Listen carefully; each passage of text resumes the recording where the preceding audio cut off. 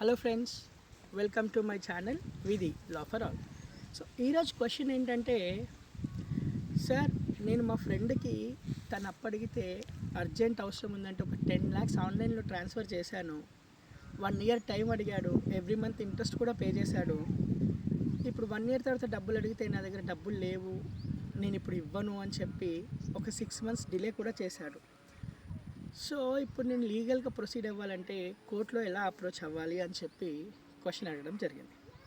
దానికి ఆన్సర్ ఏంటంటే, మీరు ఎవరికైనా డబ్బులు అప్పిచ్చినప్పుడు ప్రామిసరీ నోట్ రాసుకొని కానీ లేదా ఏదైనా చెక్ని సెక్యూరిటీ కింద పెట్టుకొని కానీ అప్పు ఇవ్వడం అనేది మంచి పద్ధతి.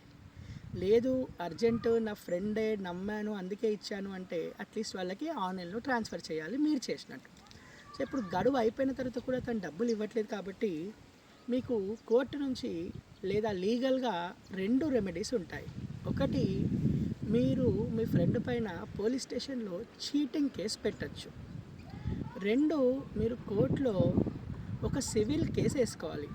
దాన్ని రికవరీ ఆఫ్ మనీ సూట్ అంటారు. మీరు అక్కడ రికవరీ ఆఫ్ మనీ సూట్ వేసుకొని మీ ఫ్రెండ్ దగ్గర నుంచి మీకు రావాల్సిన మొత్తాన్ని ఇంట్రెస్ట్తో కలిపి మీరు తీసుకునే అవకాశం ఉంది. Thank you.